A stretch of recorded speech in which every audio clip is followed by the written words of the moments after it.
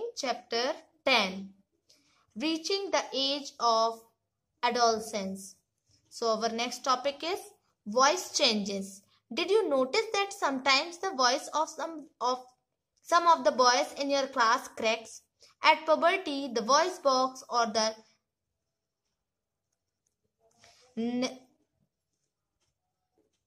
larynx begin to grow. Boys develop larger voice boxes. The growing voice box in boys can be seen as a protruding part of the throat called Adam's apple. In girls, the larynx is hardly visible from the outside because of its small size. Generally, girls have a high-pitched voice, whereas boys have a deep voice. In adolescent boys, sometimes the muscles of the growing voice box go out of control and the voice becomes hoarse. This state may remain for a few days or weeks, after which the voice becomes normal. Here you see Adam's apple in a grown-up boy. See, throat, Adam's apple. So many of my classmates have a hoarse voice. Now I know why. तो यहाँ voice change की बात हो रही है कि आवाज में चेंजेस. तो क्या आपने कभी ध्यान दिया है कि कभी कभी आपकी क्लास की कुछ बॉयज की आवाज क्रैक होने लगती, फटने लगती है ना? तो पुबर्टी में वॉइस बॉक्स मीन्स स्वर यंत्र या लैरिंग्स में वृद्धि का प्रारंभ होता है ना, बिगिंस टू ग्रो. ओके, और वॉइस का वॉइस बॉक्स डेवलप होकर ज्यादा बड़ा हो जाता है. ठीक है, अपेक्षा से ज्यादा बड़ा हो जाता है ना. तो लड़कों में, बॉयज में बढ़ता हुआ वॉइस बॉक्स थ्रोट के सामने की ओर साफ उभरे भाग के रूप में दिखाई देता है. ठीक है, थ्रोट मीन्स होता है गला. इस पिक में आप देख सकते हैं, देखिए ये उभरा हुआ अलग दिख रहा है ना, ये. ठीक है, एडम्स एप्पल है ना. तो जिसे जो उभरा हुआ ये जो पार्ट दिख रहा है इसे एडम्स एप्पल कहते हैं और हिंदी में कंठमणि. ठीक है, तो गर्ल्स में वॉइस बॉक्स ज्यादातर छोटा होता है. ठीक है, अतः बाहर से वो दिखाई नहीं देता जैसे बॉयज में दिखाई देता है. ठीक है, गर्ल्स का वॉइस हाई पिच होता, मतलब तेज है ना, तेज साउंड होता है उनका. ठीक है, जबकि बॉयज की जो वॉइस होती है वो डीप वॉइस होती है, गहरी. ठीक है, और जो एडोलसेंट बॉयज होते हैं है ना, उनमें कभी कभी वॉइस बॉक्स की जो मसल्स होते हैं उनमें एकदम से वृद्धि हो जाती है. ठीक है, एकदम से वो बढ़ जाते हैं, ग्रो हो जाते हैं ना, और जो कंट्रोल नहीं होती है. तो ये जो सिचुएशंस होती हैं वो कुछ दिनों तक या कुछ वीक्स तक बनी रहती है. उस ग्रो में क्या होता है, उनकी जो वॉइस है ना वो क्रैक होने लगती है. ठीक है, आउट ऑफ कंट्रोल रहती है. ठीक है, फटने सी लगती है उनकी आवाज.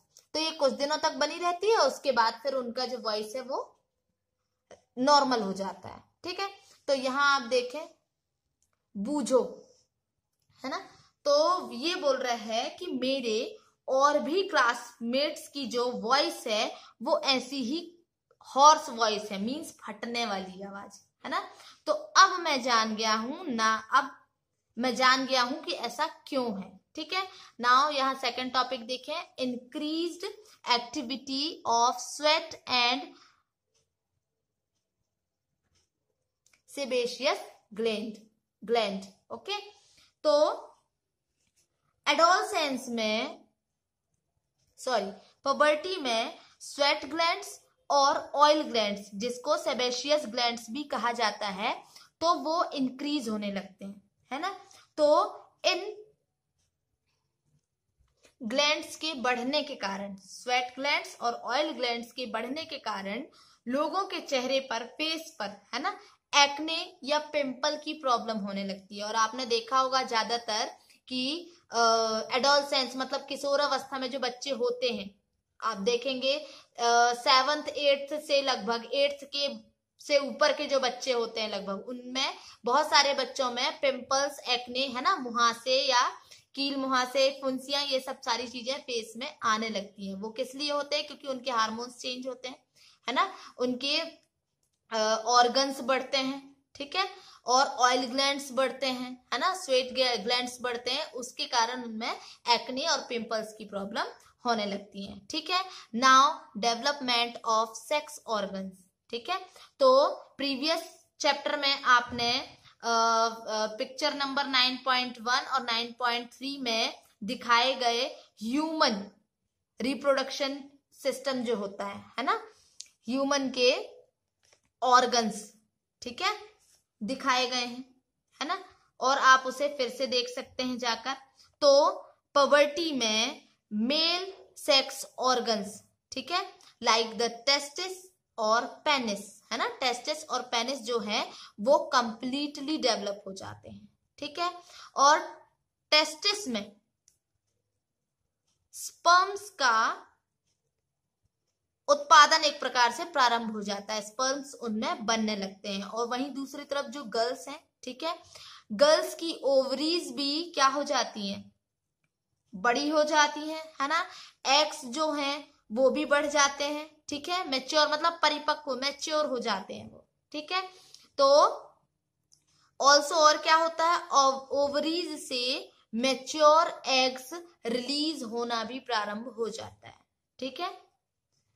अब आता है mental, reaching mental, intellectual and emotional maturity, ठीक है। इसके बारे में हम देखेंगे कि एडोलसेंस व्यक्ति के सोचने के ढंग में चेंजेस का पीरियड भी है एक प्रकार से, ठीक है। एडोलसेंस व्यक्ति के सोचने के ढंग में परिवर्तन की अवधि भी है ना। तो पहले की अपेक्षा किशोर ज्यादा फ्री और अपने प्रति अलर्ट रहते हैं, ठीक है। उनमें मेंटल डेवलपमेंट भी होता है, वे सोचने विचारने में भी काफी समय लेते हैं, ठीक है।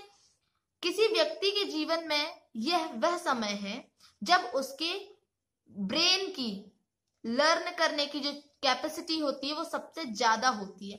और कभी कभी किशोर जो एडोलसेंस है ना, किशोर को हमें इन इंग्लिश एडोलसेंट कहते हैं, ठीक है। तो कभी कभी एडोलसेंट की फिजिकल और मेंटल चेंजेस के प्रति अपने आप को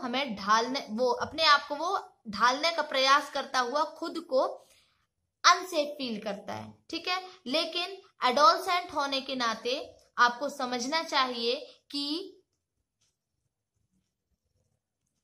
अनसेफ फील करने का कोई रीजन नहीं है, ये चेंज नेचुरल है, जो फिजिकल डेवलपमेंट है ना, जो आपके ग्रोइंग डेवलपमेंट के कारण उत्पन्न हो रहा है, ठीक है। Growing development not a suitable word, these changes are a natural part growing up, ये चेंज जो है वो नेचुरल पार्ट है, ठीक है, बढ़ने का, ओके।